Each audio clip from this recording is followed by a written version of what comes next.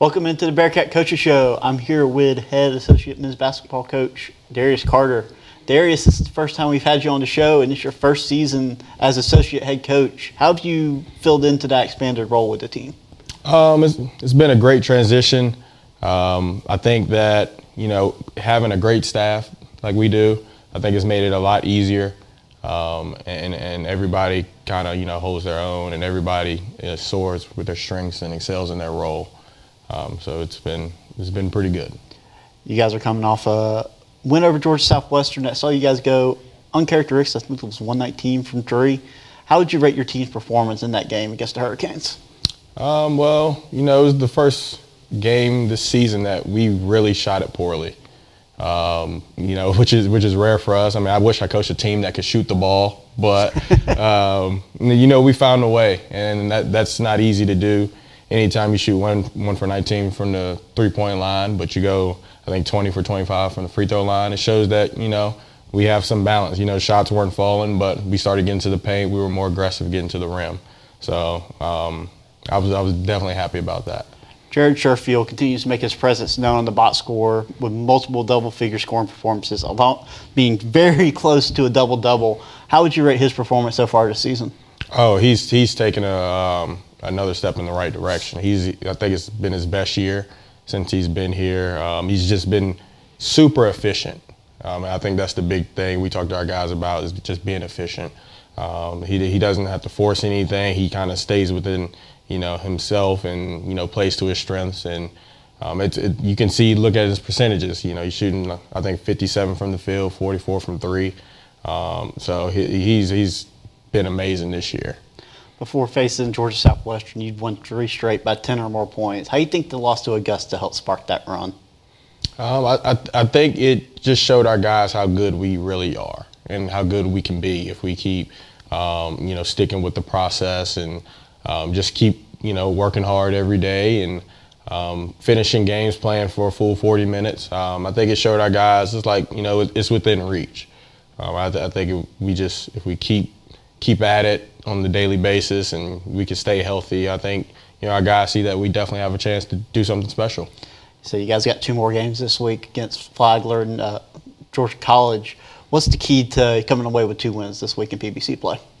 I think for us it starts on the defensive end. I mean, you look at the stats and you look at, how we shoot the ball usually and things like that. But if we get stops, we're very hard to beat. And when we're guarding together, when we're, being the aggressor and not playing on our heels, I think we're a tough team to beat. So it's going to start on the defensive end for us, getting stops, and I think that always fuels our offense. And both of those teams are very good teams that can score the ball, that they run a 5-out system. They try to spread you out a little bit and shoot the ball a lot.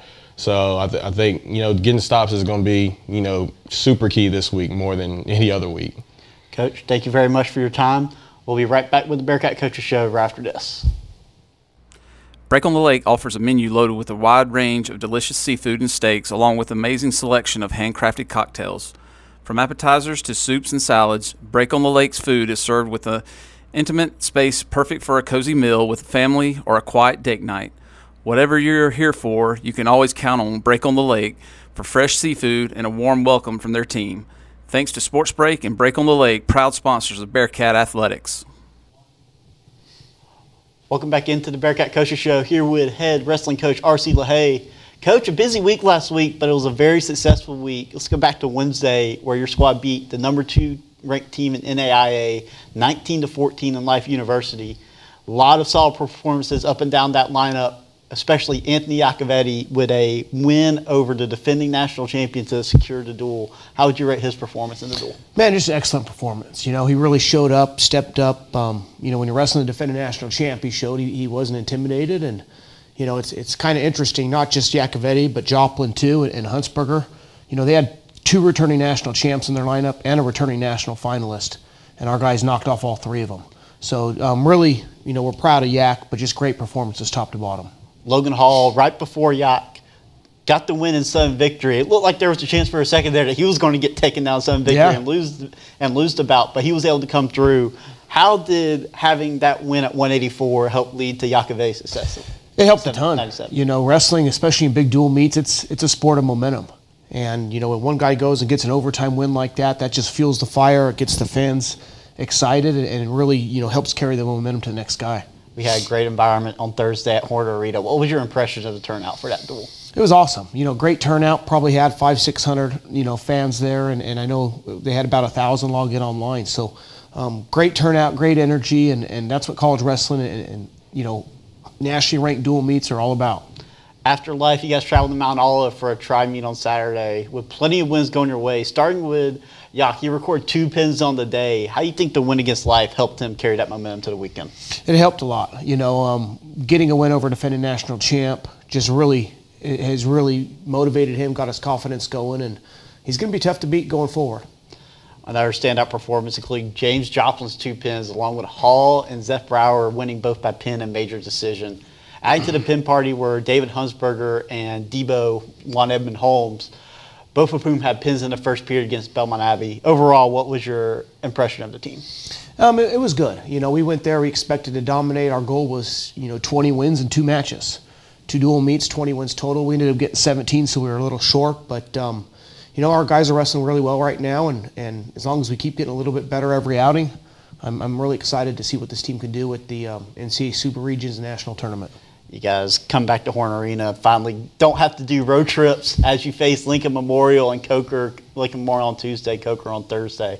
What's the key to keeping the momentum going into this week? Just go out and wrestle. Just go out and wrestle, do what we've been doing all year. We're going to wrestle a lot of guys that haven't seen a lot of mat time on Tuesday night, and then get everybody in the lineup for Thursday night and really use this week to get a little bit better, but also recover a little bit. Coach, best of luck this week. Can't wait to see you guys on Tuesday and Thursday. We'll be right back with the Bearcat Coaches Show right after this. Open since 1959, the Dixie Drive-In is home to the Dixie Cheese. A short-order restaurant with a family-friendly atmosphere, the Dixie Drive-In offers comfort foods like burgers, fries, and sweet tea. Located across the street from the Jeff May Complex at 600 Montague Avenue, be sure to plan your post-game meal at the Dixie Drive-In. Welcome into the Bearcat Coaches Show. I'm here with head women's basketball coach Stephanie Gelhausen. Coach, you guys had a decent week to say the least. Wrapped up your 5 games and 10-day stretch with 4 straight wins, including 3 in the last week. What did you see from your team to be able to stay focused through that congested stretch of the season? Yeah, we talked a lot about one day at a time, one game at a time, and we approached every practice with the emphasis to get better in this practice. We knew it was going to be overwhelming if we thought about the number of games and you know, with the players that we play and the minutes and everything. We just took it one moment at a time, and there was a lot of fun moments in there. After we talked last week, you guys averaged lost to Columbus State in your PVC opener in an exciting game that came down to the last possession. You guys were down 12 at one point in that game. What does it say about your team to be able to stay focused and stay in the game and keep their cool to come away with the win? Well, I think we got a lot of confidence at Clayton State, having been down 6 with 3.5 minutes left and seeing it finally pay off to really get that win. And it gave us the confidence going into Columbus State. We're learning each other, and we're learning that it does fall back on our defense. And as long as we get stops, we have an opportunity to stay in the game. Jakaya Parker had a clutch offensive rebound on a busted play as you were trying to clear the lane. She had started to really find her groove over the last few games. How's having that senior leader help with such a young team? Yeah, that rebound was absolutely outstanding. But it feels really good just to know that we've got her. She brings a cool, calm, like steadiness to our team.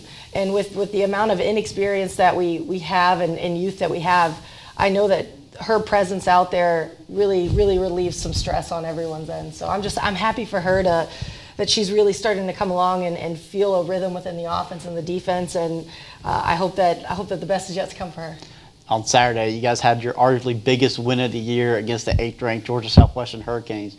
You were up as much as 12, and you were down by as much as 12, and you were down 10 heading into the last 10 minutes of the game. And once again, your team pulled through with clutch plays all around. You guys came close to knocking off North Georgia earlier this year. How did it feel to finally see this one go your way? It was awesome. I mean, we talked about what the rankings, you know, they're 7-0 in conference and 15-1, and you have to give respect to them, but all of that was done before they played us. And so instead of being intimidated by that, we took it as this is our opportunity. This is the next opponent that we have. All of those numbers in front of their name give them their respect. But now we get 40 minutes, and we have to make it a ball game. Up 12, we had a really strong start, and they came back fighting. And then that down 12 again, we really stuck in with our defense. And we're so composed down the stretch, playing so unselfishly and finding the best shot for our offense, and that's how we were able to call back into the game. Talk about finding the best shot. Georgia Southwestern was holding teams to just over 32% shooting coming into the game, best in the country. You guys shot 40% from the field at almost 50% from three against them. What allowed you to have one of the best performances of the season against the best defense in the country? Yeah, now that number we talked a lot about. That number we talked about, the only way to really compete with that is to find the best shot. We played Tusculum early in the year, who I believe they're number 2 in the nation in field goal percentage defense, and we shot 50% from the field. And it was all unselfish play, making the extra pass, finding each other when we're open, and that was the game plan going forward, is to really possess the ball and make them defend through this shot clock. And we had some shots fall for us. Okay, I think we've been around the bush long enough. Quadasia Langley, your freshman guard, hit 2. We talked last week about her hitting clutch free throws down the stretch, and then she comes out this week and hits 2 game winners in 2 straight games. One is just shy of a double-double against Georgia Southwestern. How much more can you say about the impact that this freshman has? Oh my gosh, she's really coming into her own. I'm so happy for her to have the confidence that she has as a freshman point guard, and the short-term memory. I mean, we were going up against full court presses, it felt like, for a month now. And even though she had some turnovers in there, she was never shying away from the ball. She was never afraid to make the play, and that's the beauty. When you've got somebody that is that confident and knows that her teammates and her coaches believe in her, she's able to play so free, and I'm so happy for her, and our team is so happy, and we're better because of her. And just before you came on, she was named Peach Belt Conference Player of the Week. How does it feel to finally get that Player of the Week recognition for your team? Oh, it's awesome. We talked a little bit about how successful teams, you've got great teammates, but in order to achieve any of those individual accolades, you've got to have success as a team. And while it is a credit to Deja and everything that she did, that's a full team award. We don't sweep this week. That week, I'm sure it could have gone to somebody else, but I'm happy for her, and I hope she's got many more to come. Your defense showed up down the stretch in both games with a clutch stop at the horn each time. However, you held Columbus State and Georgia Southwestern without a field goal for 5 minutes to close out the game. What was the key to be able to lock down those last few minutes and keep the game where you can win it at the end? Yeah, I mean, we were just thankful to be in those situations earlier in the year and weren't able to get the stops. And I say it every time, it's about our defense. It's about getting stops. And our adjustments in game were really, really good. They were hurting us a lot from the 3, and we had to spread a little bit more. And our ability to adapt in those moments is what really sealed it for us. You guys finally get a couple days off before you head to Milledgeville to take on Georgia College on Wednesday before coming back home to host Flagler on Saturday. With back-to-back exciting wins, what's the message for the team to stay focused before you head down the stretch run of conference play? One day at a time. I mean, everybody woke up, and what happened yesterday happened yesterday. It's a new day for all of us, and we're gonna focus on getting better in practice today, and then getting better in practice tomorrow. But as long as we take that approach, I'm really confident in our growth throughout. Last question before you go. Undefeated in the gray jerseys. Will they make an appearance on Wednesday? I would assume that we will be in those gray jerseys, absolutely. We're excited to see it. Best of luck this week. Can't wait to see you guys on Saturday. We'll be right back with the Bearcat Coaches Show right after this. Thank you. If you're looking for a place to enjoy good eats and good times, look no further than Sports Break. Great food, friendly service, and a fun atmosphere have been on the menu since 1990. So bring the family by for lunch, stop in to watch a game, or enjoy a late night with friends with some cold drinks while listening to live music at Sports Break. Welcome back into the Bearcat Coaches Show. Getting ready to preview the spring sports. I'm here with head men's lacrosse coach Tony Lepore. Coach, let's talk briefly about last season. Overall, it was your first real full season of competition. What were your thoughts on your team's performance last year? Great start. And then had a little rough patch during spring break, but then the boys rebounded nicely, and we had a pretty good run through the conference play. But obviously things didn't end the way that we wanted. Had a couple of injuries, well, more than a couple, but like some pretty significant injuries at the tail end of the season. But I think overall, 11-6, second place in the conference isn't bad, but I know our guys are hungry to take that next step. past season. Saw numerous awards given out to your guys. 6 were named to the All-Conference team. Adam Maffer, Player of the Year. Carter Wilcox, Freshman of the Year. James Lynn, Defensive Player of the Year. How rewarding was it to see those guys get those awards after the hard season they had? Very, especially guys Adam and James, who are members of our first class here. To watch those guys really grow and develop, and again, being members of our first class and first time winning those types of conference awards will really help kind of put our name out there a little bit. So it's pretty cool. Strength between the pipes is always huge, and Liam McKay was named USA Lacrosse Magazine Division II preseason All-American honorable mention. If you don't mind, just talk about the progression Liam has had made over the past couple seasons that's put himself in a position to be strong inside a cage. Sure. There's a couple of factors here. Goaltender is probably one of the most challenging positions in our sport, and it's and I know Liam would agree with me on this one. There's a lot that's kind of gone into his development. The first being he's just a great young man. He's incredibly coachable and competitive. But outside of that, we have 4 goalies on the roster, and those 3 guys behind him are pushing him really hard because those guys are also excellent players. So there's great competition at practice that brings out his best. And then, of course, it's our goalie coach, Coach Gifford, just doing a great job, really helping take Liam to those next steps. And we especially in the clearing game, so which is a big factor for a goalkeeper play. You talked about Coach Gifford. He was recently promoted full-time, and you brought in current National Lacrosse League pro Adam Weidman, who's enrolled in the master's program here. Mm-hmm. How do you see those two, along with Coach Salter, enhancing the growth of your team this season? Well, first and most importantly, I trust all those guys, and they love lacrosse, and they bring great energy and enthusiasm each day to practice.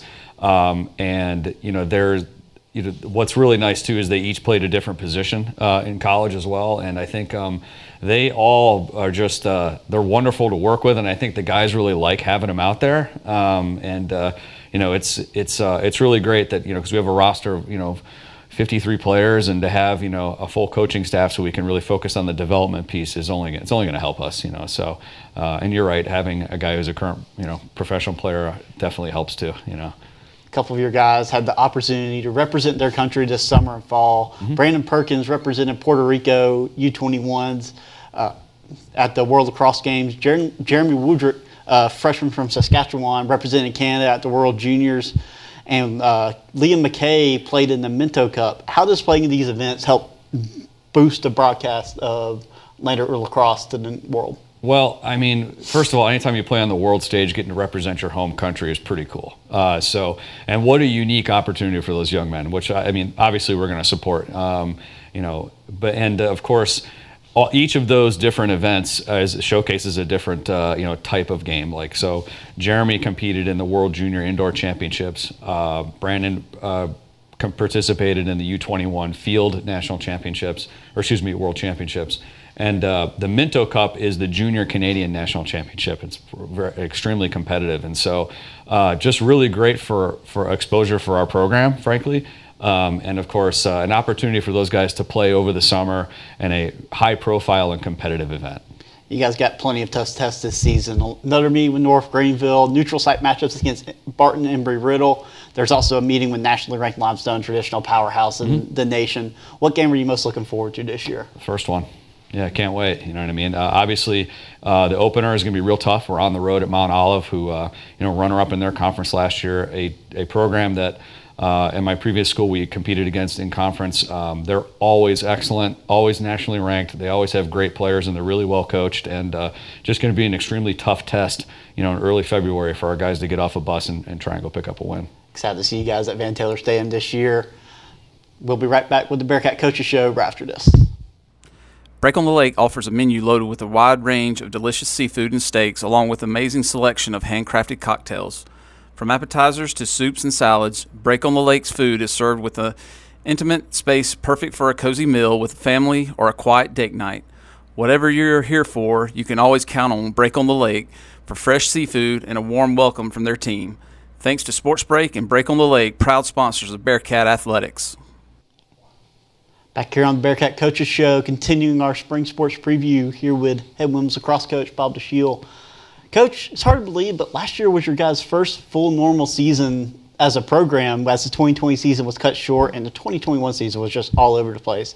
How did it feel to actually get a full normal season of action in last year? Oh, it was great last year. We got really get out there, like you said, a full slate. We had 17 regular season games in there, and to get to experience kind of both the highs and the lows of a full slate, the full grind that we got to have was amazing. We started out really hot, winning a lot of one-goal games, which was great for us. Our Belmont Abbey game, we were down by 9 in the fourth quarter. Coming back, winning in overtime was awesome. But then we got to experience also what it's like to get into late March, get into a conference season, and hit a little bit of a tough spot, but bounced back, finished strong, made the conference tournament. So it was awesome to have a young squad relatively, but go through the highs and the lows of the season, and really get that experience that we needed. You guys were explosive in 2022 on offense, second in the conference with 14.3 goals per game, and led by the top 2 goal scorers in the conference as well. You guys returned 3 of your top 4 point scorers this year. What can we expect from the attack in 2023?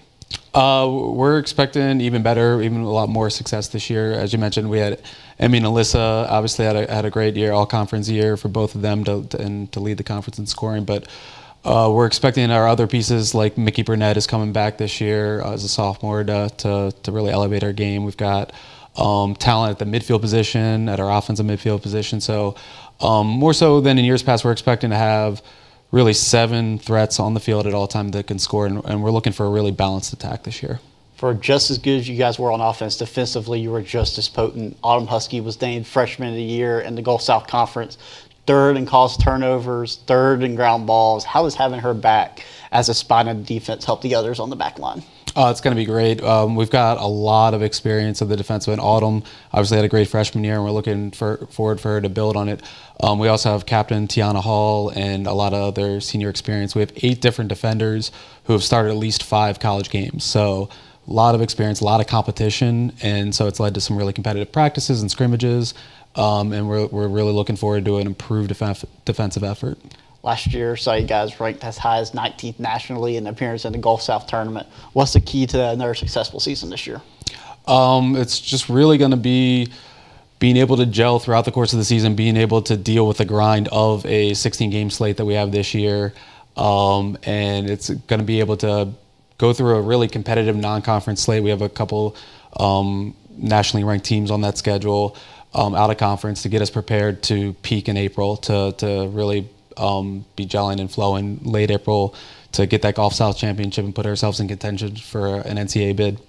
You guys have 8 games at home this season. What are you looking forward to most in 2023?